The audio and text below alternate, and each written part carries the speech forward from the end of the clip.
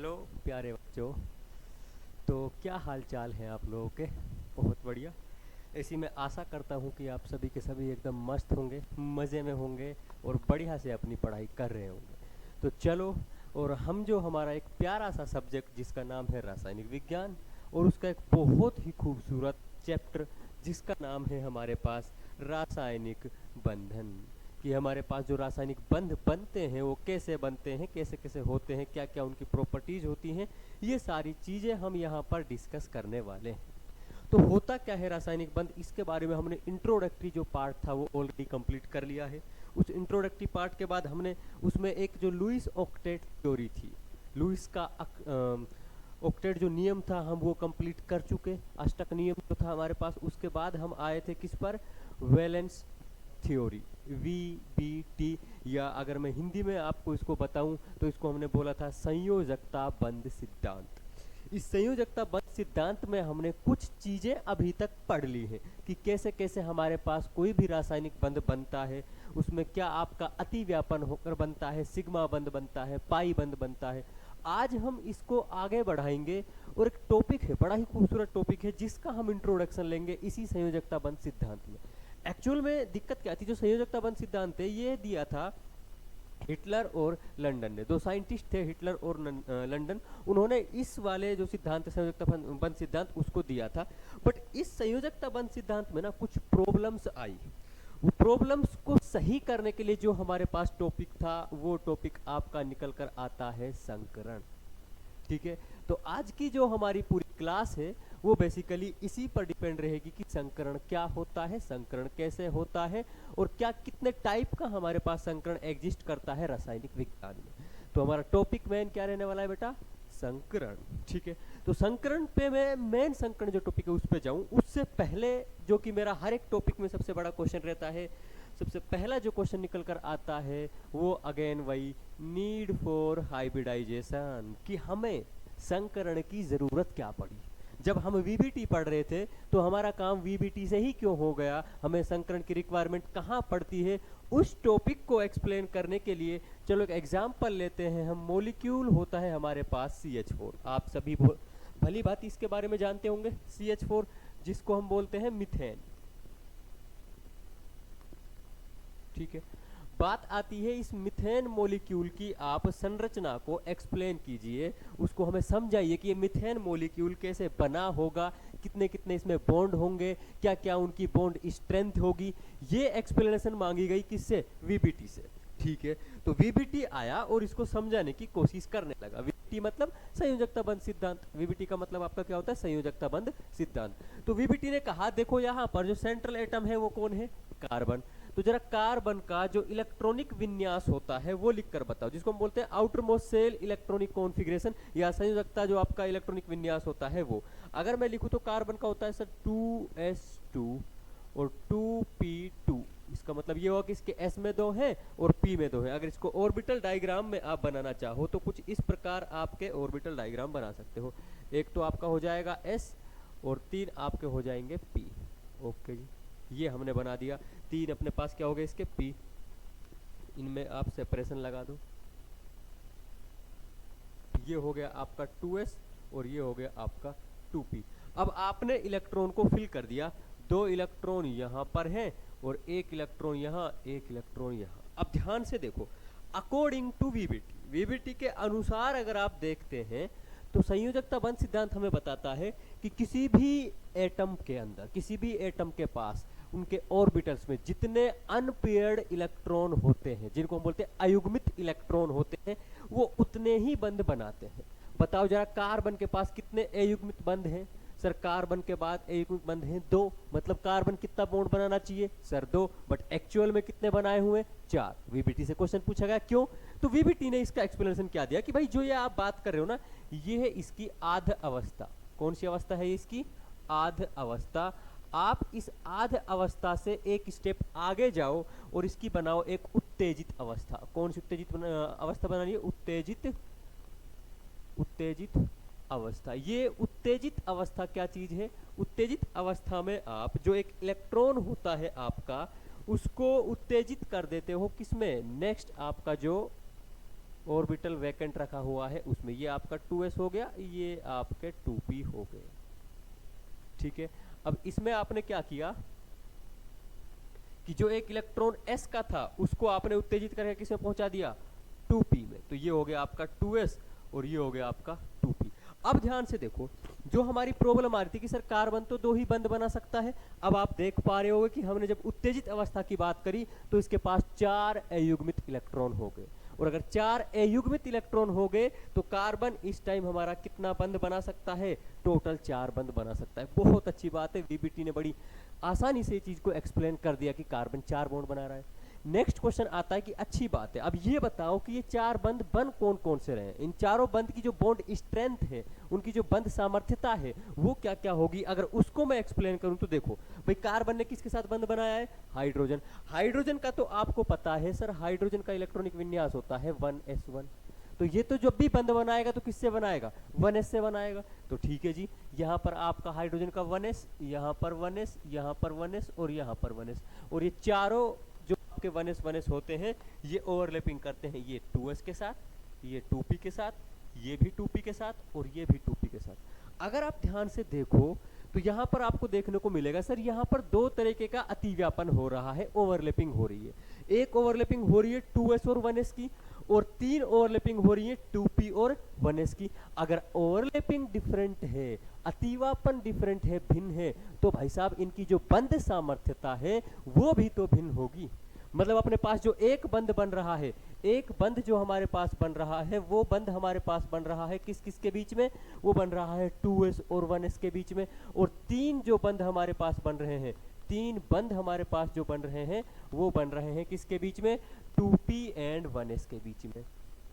और आपको मैंने बहुत डिटेल में ये बात समझाई थी कि जब कभी भी 2s और 1s का अतिव्यापन हो, यानी कि ओवरलैपिंग हो, और 2p और 1s की ओवरलैपिंग हो, तो 2p और 1s की ओवरलैपिंग ज्यादा स्ट्रॉन्ग होती है, ज्यादा प्रबल होती है, क्योंकि इसमें दिशात्मक गुण होते हैं। क्योंकि इसमें क्या आ गया, p में कैसे गुण होते हैं, दिशात्मक गुण। उन दिशात्मक गुण की वजह से इनकी जो ओवरलैपिंग की स्ट्रेंथ है वो ज्यादा होगी। इसलिए ये जो आपके बंध बनने वाले हैं, ये बंध आपके स्ट्रॉन्ग बंध बनेंगे कंपैरेटिवली इसके।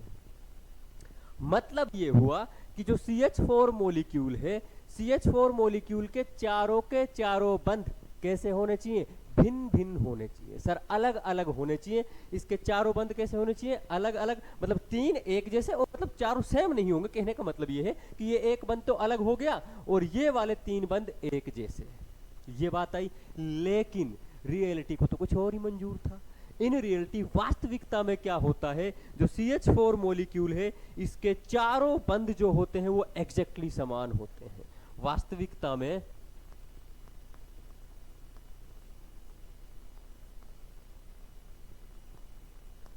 CH4 के चारों बंध एक समान होते हैं। CH4 के चारों बंध एक समान हो, ये लो जी। जब हमने देखा कि इन रियलिटी वास्तविकता में तो CH4 के जो चारों बंध हैं वो एक समान हैं, बट एक्चुअल में वो एक समान नहीं आ रहे अकॉर्डिंग टू VBT। और यही वो सबसे बड़ी समस्या थी, या आप कहो कि VBT का गले का फंदा बन गया कि भाई आप तो कह रहे हो कि चारों बंध भिन्न भिन्न बनेंगे, बट अकॉर्डिंग टू VBT, आप ही की थ्योरी के अकॉर्डिंग तो VBT मतलब भिन्न भिन्न बन रहे हैं, बट एक्चुअल में जब देखा जा रहा है, रियलिटी में मॉलिक्यूल को एनालिसिस किया जा रहा है, तो उसके चारों के चारों बंध क्या हैं आपके, एक समान। इसको हमारी VBT एक्सप्लेन नहीं कर पाई। तो इस टाइम पे क्या होता है कि जो VBT थ्योरी थी, एक साइंटिस्ट आता है जिसको हम बोलते हैं पोलिंग। उस पोलिंग ने इस VBT को एक इंजेक्शन दिया। सर इंजेक्शन दिया मतलब, अरे इंजेक्शन का मतलब है कि इसमें कुछ करेक्शन किया, और वो जो करेक्शन था उसी का नाम हमने पीछे पढ़ा था, जिसकी मैंने आज से चर्चा की थी कि आज हम इसके बारे में डिटेल में पढ़ने वाले हैं। नाम है उसका संकरण। क्या नाम है उसका, संकरण। यहीं से आपकी नीड क्रिएट होती है संकरण की। अब बात आती है सर ठीक है, आपकी सारी बातें समझ आ गई, ये प्रॉब्लम थी, इस प्रॉब्लम को कैसे सोल्व किया, कैसे संकरण का आइडिया आया पोलिंग के दिमाग में कि संकरण जैसी कोई चीज सोचनी चाहिए, तो वो आइडिया आपके दिमाग में भी आएगा। आप सोचो समस्या क्या थी आपकी कि सर जो ओवरलैपिंग हो रही है वो अलग अलग कक्षकों के बीच में ओवरलैपिंग हो रही है, जिससे वो जो कक्षक बॉन्ड बना रहे हैं वो भिन्न भिन्न बना रहे हैं। तो इसको सोल्व करने के लिए आपके दिमाग में क्या आना, सर कुछ ऐसा हो जाए कि समान कक्षकों के बीच में अगर ओवरलैपिंग हो जाए तब क्या हो, समान कक्षक कैसे बनाए। तो यहां पर एक लॉजिक देखो, पोलिंग ने क्या बोला कि आपके पास कार्बन के 4 ऑर्बिटल थे, एक था 2s और 3 थे 2p, एक तो था 2s और 3 थे आपके पास 2p।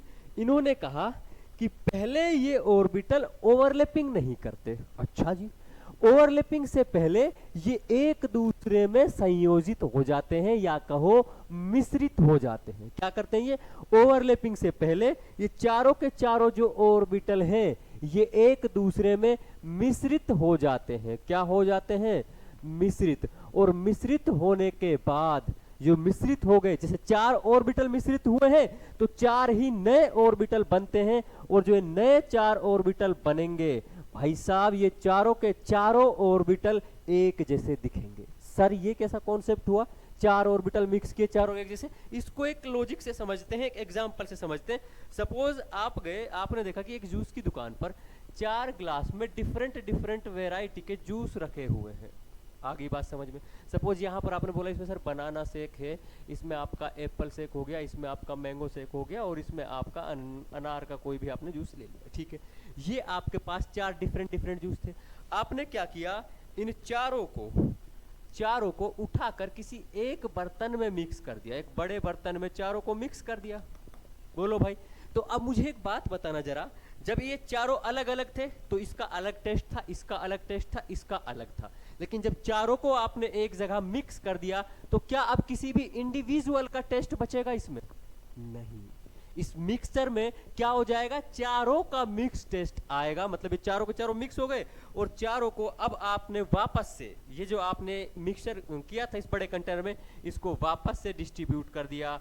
4 अगेन वही आपके कप में या ग्लास में वापस से आपने डिस्ट्रीब्यूट कर दिया। बट द क्वेश्चन इज, क्या अब जो आपने ये 4 वो बोले हैं, क्या इसमें ओनली बनाना का टेस्ट होगा? नहीं सर, इसमें बनाना का भी टेस्ट होगा, एप्पल का भी टेस्ट होगा, मैंगो का भी टेस्ट होगा, और अनार का भी टेस्ट होगा। मतलब चारों को मिक्स करके आपके पास ये आया हुआ होगा। यही सेम काम मैं यहाँ पर कर रहा हूँ। मैंने क्या करा, मेरे पास जो 4 ऑर्बिटल थे, इन चारों ऑर्बिटल्स को मिक्स कर दिया, और मिक्स करके 4 नए मिश्रित जो ऑर्बिटल बने वो हमने बना दिए। नाम क्या होगा, देखो मिक्स क्या क्या किया है आपने। सर एक मिक्स क्या है आपने 2s, और 3 मिक्स किए हैं आपने p, एक s और 3 p, तो नाम हो जाएगा sp3। नाम क्या हो जाएगा, sp3। और 4 बने हैं तो ये भी sp3, ये भी sp3, चारों के चारों का नाम क्या होगा, sp3 sp3 sp3 और sp3। मतलब ये मिश्रण के बाद आपने 4 नए ऑर्बिटल बना दिए, जिनको बोला sp3 sp3 and sp3। Sir अच्छी बात है, आपकी सारी बातें हमें समझ में आ गई कि आपने चारों को मिक्स कर दिया और 4 नए ऑर्बिटल बना दिए, sp3 sp3 sp3। इससे हमारी बात का क्या लेना देना, जो हमारी समझ सकी, अरे उसी का तो लेना देना है। अब आओ, ये मिश्रण के बाद जो चीज आई आपके पास, अब यहाँ पर आपको करानी है ओवरलैपिंग। ओवरलैपिंग तो सर यहाँ तो 1s से कराओगे, क्योंकि हाइड्रोजन के पास तो क्या होता है, ओनली 1s। ठीक है जी, 1s से ओवरलैपिंग करा दो। बताओ किसकी ओवरलैपिंग हुई, sp3 1s sp3 1s sp3 1s sp3 1s। Electron यहाँ पर रखा हुआ होगा आपका, sp3 1s sp3 1s sp3 1s। Oh my God, देखो भाई थोड़ा तो ध्यान से देखो, जो वहां पर आपकी समस्या आ रही थी कि अलग अलग ओवरलैपिंग हो रही है, क्या यहां पर वो समस्या आई? ना जी ना। यहां पर अगर आप ध्यान से देखो तो चारों की चारों जो ओवरलैपिंग हो रही है वो आपकी हो रही है sp3 1s sp3 1s sp3 1s and sp3 1s। तो इस लॉजिक से अगर आप सोचो तो सर जो चारों के चारों बंद बनेंगे वो चारों के चारों बंद एक समान बनेंगे, उनके बीच का बॉन्ड जो बंद कोण होगा वो भी एक समान होगा। इसी की तो एक्सप्लेनेशन हमें चाहिए थी कि चारों बंद समान बनते हैं, और ये एक्सप्लेनेशन हमको देता है ये कॉन्सेप्ट। और यहां से यहां जो आपने सारे ऑर्बिटल को मिश्रित किया, उनको आपने संयोजित कर दिया, इस कॉन्सेप्ट को ही बोला जाता है संकरण। क्या बोला जाता है इसको? संकरण बोला जाता है। और यहां से ही आइडिया आता है, कॉन्सेप्ट निकलता है संकरण का। हाइब्रिडाइजेशन का। इंग्लिश में क्या बोलते हैं इसको? हाइब्रिडाइजेशन। तो ये आपका वो टॉपिक था जहां से आपको लगता है कि सर संकरण की हमें आवश्यकता कहां पड़ी। कभी कभी नीट में ऐसा क्वेश्चन आ सकता है, थियोरटिकल क्वेश्चन आएगा, क्योंकि भी एनसीईआरटी में चीजें मेंशन है। क्वेश्चन आएगा, बताओ संकरण की आवश्यकता क्यों पड़ी, किस चीज को एक्सप्लेन करने के लिए संकरण की आवश्यकता पड़ी। आपको ऑप्शंस में वो दे देगा कि कार्बन के चारों बंध की बंध स्ट्रेंथ को समझाने के लिए, बंध आपका जो सामर्थ्यता है उसको समझाने के लिए, बंध कोण को समझाने के लिए, ऐसे बहुत सारे ऑप्शन दे देगा। तो आंसर होगा सर इसके जो चार बंध हैं उनकी बंध स्ट्रेंथ यानी कि बंध सामर्थ्यता को समझाने के लिए हमें रिक्वायरमेंट पड़ी किसकी? संकरण की। तो आइए और अब डिटेल में चर्चा करते हैं। ये जो वर्ड मैंने आपके सामने इंट्रोड्यूस कर दिया है, क्या? संकरण। इस संकरण के बारे में और डिटेल में जानते हैं कि क्या होता है ये संकरण, कैसे होता है ये संकरण। इतना तो आप समझ ही चुके हो कि संकरण की अवधारणा कहां से आई थी। क्लियर है? तो यहां तक की बातों में अगर किसी भी सज्जन को कोई तकलीफ है तो वो बता सकता है, मैं यहीं पे उसको समझा दूंगा। नहीं तो फिर हम आगे बढ़ते हैं और अपने नेक्स्ट टॉपिक की बात करते हैं। ठीक है, नेक्स्ट टॉपिक हमारे पास आएगा संकरण की अवधारणाएं, कि संकरण हमारे पास क्या क्या होता है, कैसे कैसे इसकी अवधारणा है, उनकी हम चर्चा करने वाले हैं। ठीक है, ओके जी। अब बात करते हैं हम संकरण की अवधारणा। संकरण की अवधारणा का मतलब क्या है सर? संकरण की अवधारणा का मतलब है कि संकरण में क्या क्या होता है, संकरण में कैसे कैसे होते हैं, चीजों को हम कैसे स्टडी करते हैं, उन्हीं को नाम दिया गया संकरण की अवधारणा। सबसे पहले तो ना एक बहुत इंपॉर्टेंट बात समझना कि संकरण एक पूर्णतया काल्पनिक अवधारणा है। क्या है ये? पूर्णतया काल्पनिक। मतलब ये है कि वास्तविकता में संकरण जैसी चीज कोई भी नहीं होती। संकरण पूर्णतया एक काल्पनिक अवधारणा है। संकरण पूर्णतया एक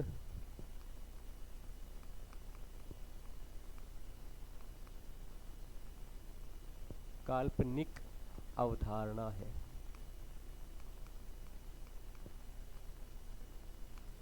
इतनी बात आपको समझ में आ गई होगी कि संकरण एक पूर्णतया काल्पनिक अवधारणा है। पॉइंट आता है कि संकरण में होता क्या है, तो सेकंड आप इसकी अवधारणा में क्या लिखोगे कि संकरण में क्या क्या होता है, उसकी हम चर्चा कर लेते हैं ना कि संकरण में क्या होता है। तो देखो ध्यान से सुनना इस बात को। आपने देखा होगा पीछे, देखो खुद से आपने टॉपिक समझ लिया कि संकरण की कहां से हमें जरूरत पड़ी थी, कैसे हमने निकाला था। कि सर संकरण में हमने देखा बहुत सारे जो कक्षक होते हैं वो आपस में मिश्रित होते हैं और मिश्रित होने के बाद नए कक्षक बना देते हैं। उसी को अपनी लैंग्वेज में लिख दो। क्या लिखोगे कि संकरण में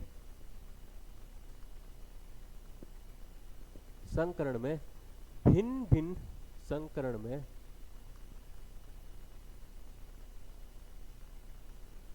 भिन्न भिन्न आकृति।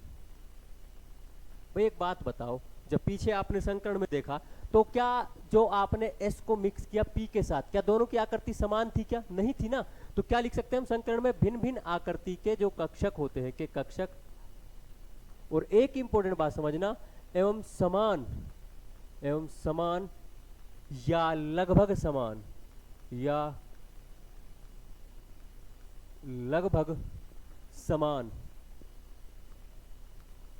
ऊर्जा के कक्षक, समान ऊर्जा के कक्षक, लगभग समान ऊर्जा के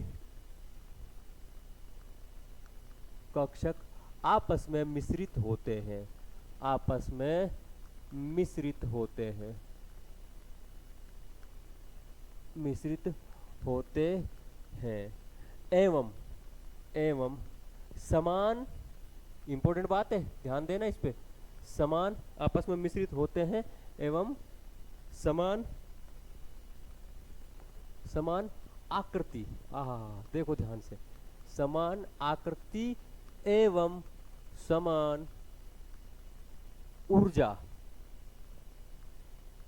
के नए कक्षक बनते हैं। के उतने ही इसको भी इंपॉर्टेंट बात है, अलग से भी लिख लेंगे हम इस बात को,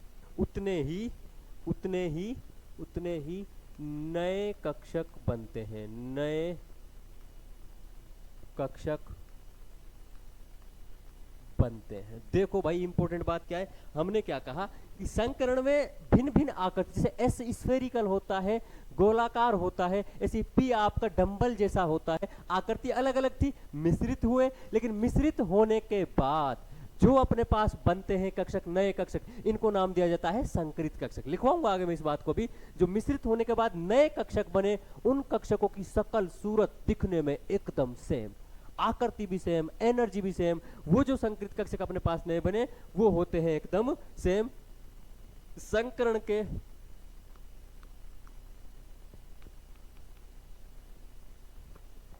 इसको लिख लेते हैं, संकरण के फलस्वरूप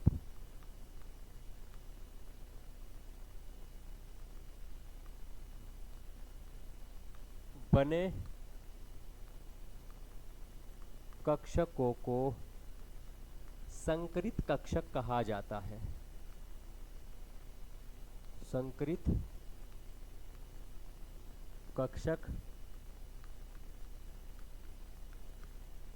कहा जाता है। मतलब ये हुआ कि जो संकरण के फलस्वरूप आपके कक्षक बने उनको हम संकरित कक्षक कहते हैं। और ये जो संकरित कक्षक होते हैं ये आपके आकृति एवं ऊर्जा में एक समान होते हैं। आई बात समझ में? यहां पर एक इंपॉर्टेंट बात और नोट कर लेना, जिसको आप थर्ड पॉइंट रख सकते हो। जितने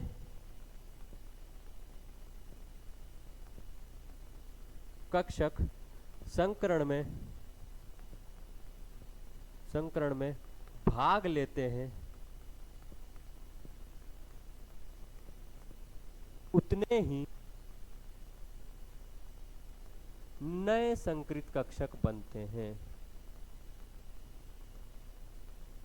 नए संकरित कक्षक बनते हैं। जितने कक्षक आपके संकरण में भाग लेंगे उतने ही नए हमारे पास संकरित कक्षक बनते हैं। आते हैं और बात करते हैं इसकी नेक्स्ट अवधारणा पर। नेक्स्ट अवधारणा क्या कहती है, ध्यान से सुनो। देखो भाई, पहली अवधारणा बहुत सिंपल थी कि सर संकरण में आपके जो अलग अलग कक्षक हैं वो पार्टिसिपेट करेंगे, भिन्न भिन्न आकृति की हो सकते हैं, लेकिन समान ऊर्जा और सेम आकृति के आपके पास लास्ट में जो आपके संकरित कक्षक हमारे पास बनकर आते हैं। और नंबर क्रम आपको जो है 3 और 4। ओके, तो 4th नंबर पे आपका क्या आता है? देखो, एक बात आप नोटिस करना, जब मैंने एग्जाम्पल दिया था आपको मीथेन का, तो वहां पर मैंने संकरण कराया था, तो उस संकरण में मैंने ऑर्बिटल्स का संकरण की कक्षकों का मिश्रण किया था, ना कि उसमें इलेक्ट्रॉन्स भर के मिश्रण किया था। ये बात समझ आई थी? जब हमने ऑर्बिटल्स को मिक्स किया था, कक्षकों को मिक्स किया था, जिसमें हमने एस और पी को किया था, तो मैंने क्या पहले उसमें इलेक्ट्रॉन रख रखे थे तब मिक्स किया था? नहीं, पहले मैंने खाली थे, या कुछ भी हो सकता है। मतलब ये हुआ सिंपल सा कि संकरण में लिख के इसको अपन लैंग्वेज में कैसे लिखेंगे कि संकरण में कक्षक पार्टिसिपेट करते हैं, कक्षक भाग लेते हैं, कक्षक भाग लेते हैं, ना कि इलेक्ट्रॉन। संकरण में कक्षक भाग लेते हैं ना कि इलेक्ट्रॉन। इसलिए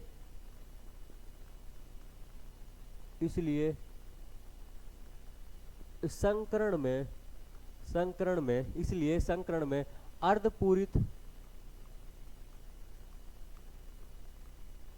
अर्धपूरित या पूर्ण पूरित या फिर खाली कक्षक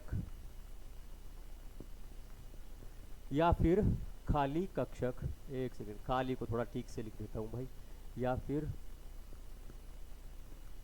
खाली कक्षक कोई भी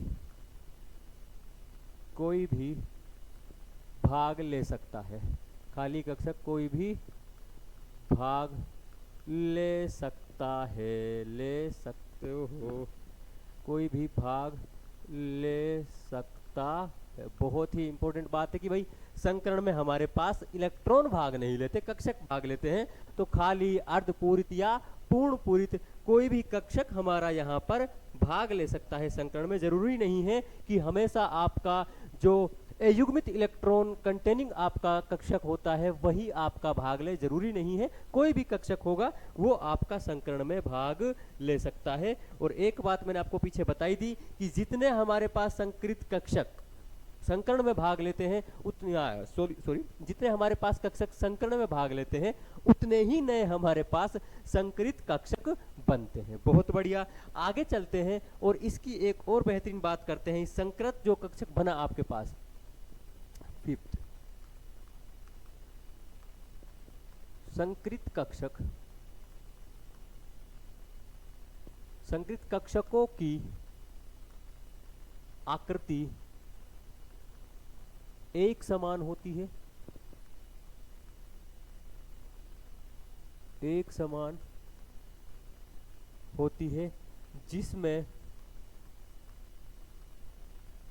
दो पालियां होती हैं। दो पालियां मतलब टू लोब्स होती हैं, दो पालियां होती हैं, दो पालियां होती हैं।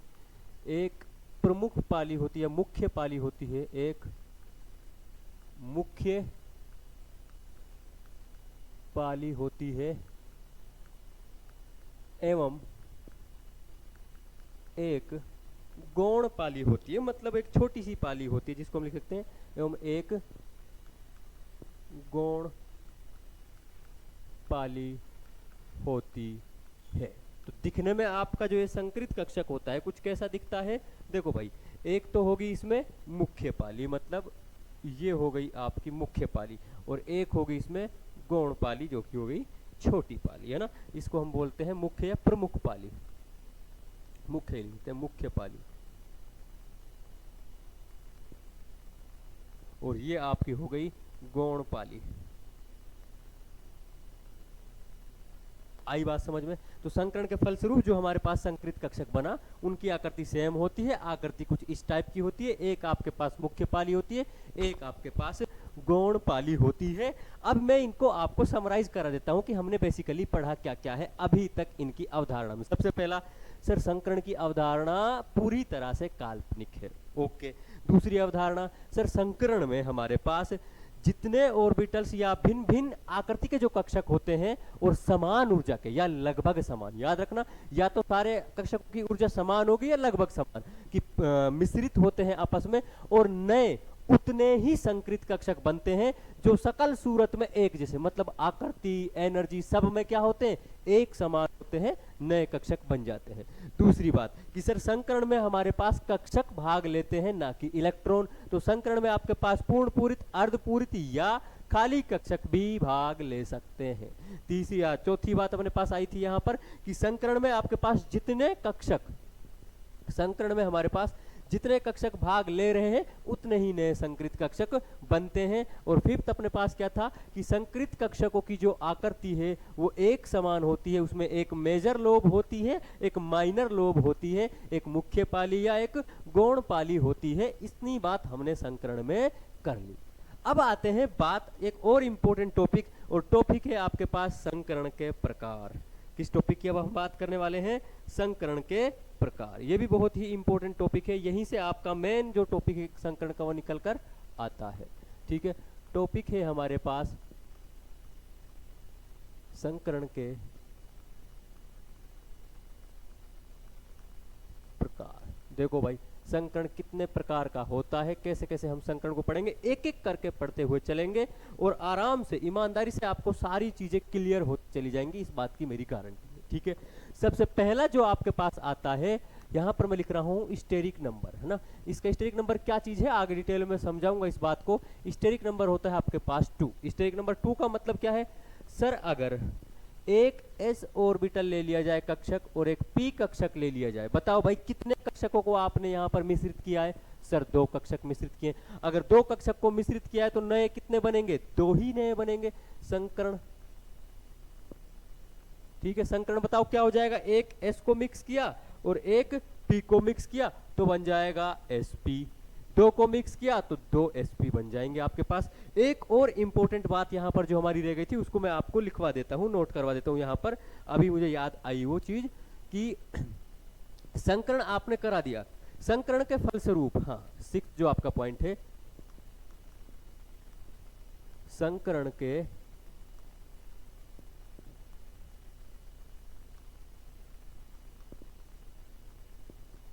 फलस्वरूप बने संकृत कक्षक, बने संकृत कक्षक। मैं क्या बोल रहा हूं कि आपने संकरण करा दिया और संकरण के फलस्वरूप जो संकृत कक्षक आपके बने, वो संकृत कक्षक अपने आप को, वो संकृत कक्षक अपने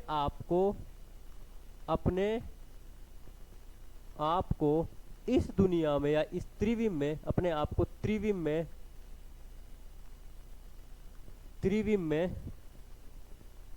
में ऐसे व्यवस्थित करते हैं, ऐसे व्यवस्थित करते हैं कि उनके मध्य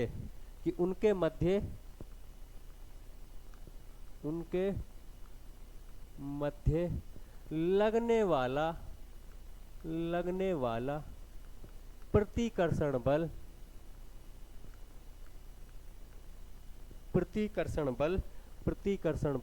न्यूनतम रहे, प्रतिकर्षण बल न्यूनतम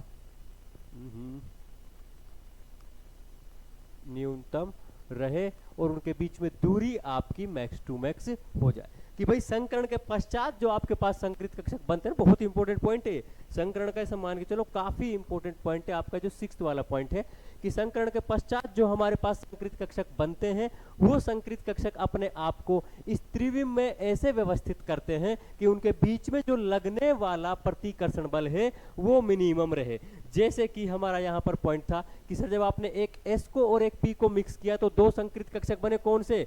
SP। ये दोनों जो SP हैं यानी कि दो संकृत कक्षक अपने आप को ऐसे अरेंज करेंगे दुनिया में कि इनके बीच में लगने वाला प्रतिकर्षण क्या हो? मिनिमम। यस। और वो जो आपका अरेंजमेंट है वो निकल कर आता है कुछ इस तरीके का, ये रहा। ये आपके पास दोनों संकृत कक्षक हैं, अपने आप को जैसे ऐसे मान के चलो, ये हो गया आपके पास एक संकृत कक्षक और वो वाला आपका दूसरा। इस आकृति को हम बोलते हैं रेखीय। कैसी आकृति हो गई ये? रेखीय आकृति। यहां पर बॉन्ड एंगल बताओ कितना हो जाएगा? 180 डिग्री। तो जब आपका संकरण SP होगा तो उसमें आपकी जो आकृति है वो रेखीय बनकर आती है, बंद कोण वहां पर 180 का हो जाता है, क्योंकि यहां पर दो ही आपके पास संकृत कक्षक होते हैं जो अपने आप को ऐसे अलाइन कर लेते हैं। अब बात करते हैं और नेक्स्ट टॉपिक आपके पास, या नेक्स्ट जो आपका संकरण है वो आता है सेकंड सीरियल नंबर और आपका स्टेरिक नंबर आ जाए 3। सर आपने एक S लिया, एक P लिया, इस बार एक S और 2 P ले ले, तब क्या होगा भाई? अगर एक S और 2 P बताओ टोटल कितने मिक्स किए? सर टोटल हो गए 3, तो नए कितने बनेंगे? सर बनेंगे 3। नाम क्या हो जाएगा? एक S 2 P तो हो जाएगा sp2। नाम क्या हो जाएगा? sp2। अब ये तीन जो आपके पास नए संकृत कक्षक बन गए, ये तीनों अपने आप को इस दुनिया में ऐसे अरेंज करते हैं कि इनके बीच में भी जो रिपल्सन है वो कैसा रहे? मिनिमम रिपल्सन रहे। कैसा रहे? Repulsion minimum. और ये जो आपकी आकृति निकल कर आती है इन तीनों की, इसको बोला जाता है समतलीय, त्रिकोणीय समतलीय, त्रिकोणीय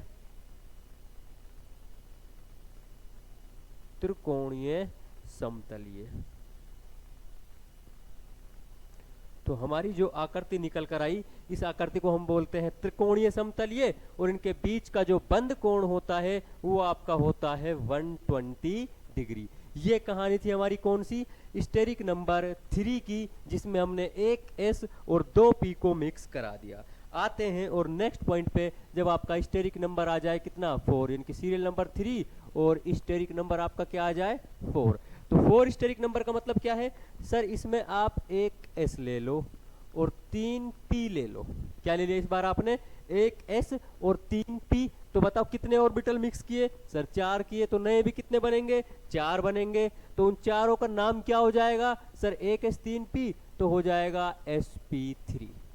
अब ये जो 4 ऑर्बिटल बन गए, कक्षक बन गए, संकृत कक्षक, ये अपने आप को त्रिविम में ऐसे अरेंज करेंगे कि इनमें रिपल्सन क्या हो? मिनिमम। और वो अरेंजमेंट जो आपकी निकल कर आती है वो कुछ इस तरीके की अरेंजमेंट निकल कर आती है। ओहो, ज्यादा ही बड़ा साइज हो गया भैया, ऐसे है ना। इस अरेंजमेंट को बोला जाता है चतुष्फलकीय अरेंजमेंट। क्या बोलते हैं इसको हम? चतुष्फलकीय, चतुष्फलकीय, चतुष्फलकीय, फलकीय, फलकीय, चतुष्फलकीय, चतुष्फलकीय ज्यामिति। क्या बन गया अपने पास? चतुष्फलकीय ज्यामिति। तो इनकी जो आकृति है, ज्यामिति और आकृति में थोड़ा सा डिफरेंट होता है, उसकी चर्चा करेंगे हम बाद में। ये हमारे पास बन गया चतुष्फलकीय ज्यामिति। अच्छा, इंपॉर्टेंट बात सर, यहाँ पर बंद कोण कितने का होगा? यहाँ पर आप ये बताओ बॉन्ड एंगल कितना होगा? बॉन्ड एंगल, यहाँ का जो बॉन्ड एंगल होता है काफी इंपॉर्टेंट है, बहुत बार क्वेश्चन यहाँ से डायरेक्ट भी आ जाता है। यहाँ का जो बंद कोण होता है वो होता है 109 डिग्री 28 मिनट। क्या होता है? 109 डिग्री 28 मिनट। क्लियर है? 6 बंद कोण होते हैं। इसको मैं आपको जब मॉडल लाऊंगा तो मॉडल से और डिटेल में समझा दूंगा। एक यहाँ पर 6 टोटल आपके पास 109 डिग्री के बॉन्ड एंगल यहाँ पर होते हैं। अभी अपन चलते हैं नेक्स्ट, आपके पास जो संकरण आता है उसकी चर्चा कर लेते हैं। अभी आपने बोला सर यहाँ पर आपने 3 पी लिए, तो स्टेरिक नंबर हम क्या ले सकते हैं यहाँ पर? अगर स्टेरिक नंबर आ जाए 5 तो बताओ क्या होगा? सर 1s, यहाँ पर 3 पी लिए थे, यहाँ पर 4 पी ले लो। है शर्म नहीं आ रही आप लोगों को? मतलब थोड़ा तो सोचो भाई, 4 पी बोल कैसे सकते हो आप? है 1s ले लिया, पी बेचारे होते ही 3 है, तो 4 कहां से आ जाएंगे? तो पी तो आपके कितने लेने हैं? 3 ही लेने हैं, बट इसमें सर एक अब ऐड कर दो, कौन सा? डी। यस, बताओ टोटल कितने ऑर्बिटल हुए, कक्षक हुए? सर हो गए ये s 3 4 और 1 5, टोटल 5 कक्षक हो गए। तो नए संकृत कक्षक भी कितने बनेंगे? 5। नाम क्या हो जाएगा? सर आपने क्या क्या मिक्स किया है? S3P और 1D, तो नाम हो जाएगा sp3d। Very good.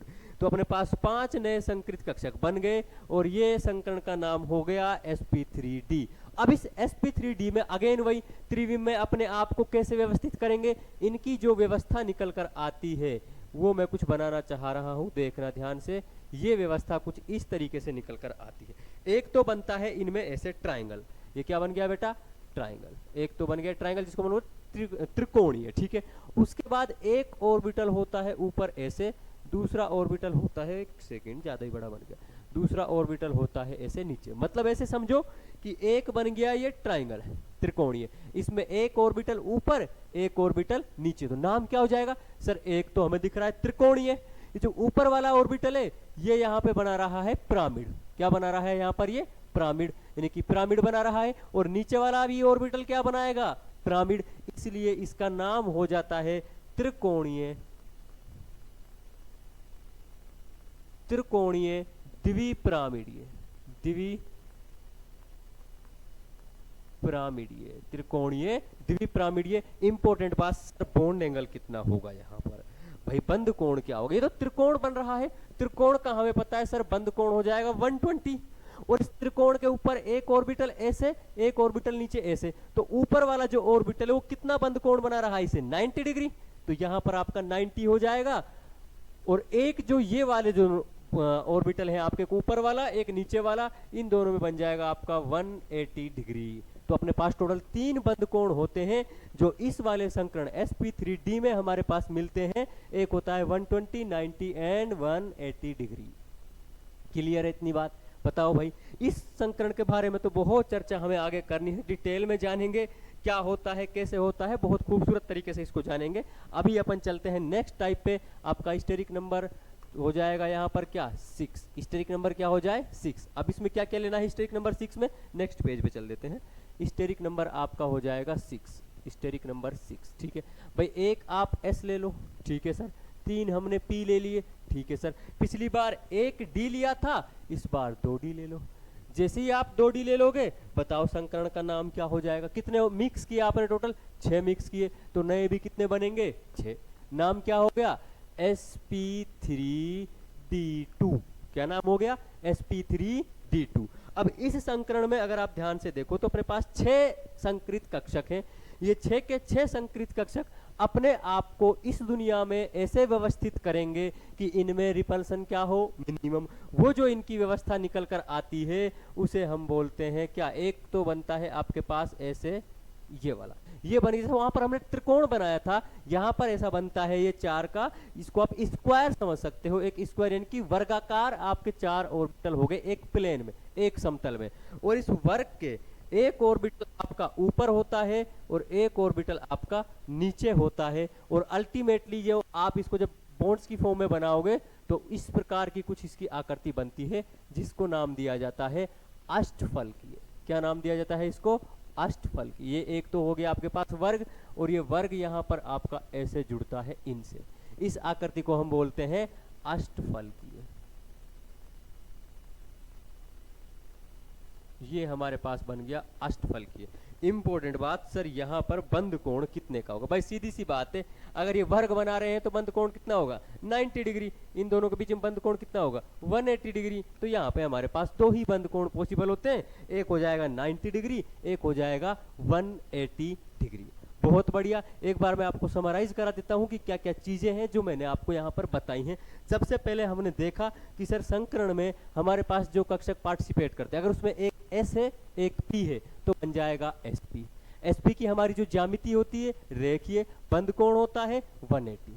दूसरा हमने देखा कि अगर एक एस है उसके साथ दो पी मिक्स हो जाए तब बन जाएगा sp2। sp2 की ज्यामिति हो जाएगी त्रिकोणीय समतलीय और आपका बंद कोण हो जाएगा 120।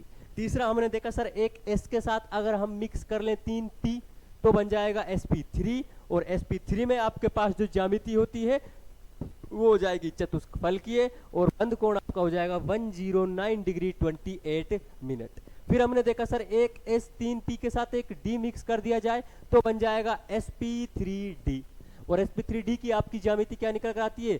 त्रिकोणीय द्विपिरामिडीय। बंद कोण कितने का हो जाता है सर? 120, 90 और 180। और लास्ट हमने देखा कि सर यहाँ पर अपने पास अगर एक s3p और 2d मिक्स हो जाए तो बन जाएगा sp3d2, और इस sp3d2 की आपके पास जो ज्यामिति निकल कर आती है उसको हम बोलते हैं अष्टफलकीय। बंद कोण आपका 90 डिग्री एंड 180 डिग्री। अब इसके आगे एक और संकरण आता है जिसमें आप एक s3p और 3d को मिक्स कर दो, उसका नाम हो जाएगा आपका sp3d3। वो कभी कभी एडवांस और जेईई मेंस में क्वेश्चन आ जाता है। अगर आपको नीट के लिए पढ़ना है तो आप इतना भी रख सकते हो। और यहाँ की जो आगे की अब इसकी डिटेल चर्चा है कि, और ये तो मैंने आपको बहुत बेसिक इंट्रोडक्टरी दिया है टाइप ऑफ संकरण। अब हर एक संकरण को पकड़कर हम उसको बहुत डिटेल में सीखेंगे, उसके एग्जाम्पल्स की बात करेंगे, वो हम चर्चा करेंगे नेक्स्ट क्लास में। तब तक के लिए आप सभी का धन्यवाद, बहुत बहुत शुक्रिया आपका इतने ध्यान से मेरी बातों को सुनने के लिए।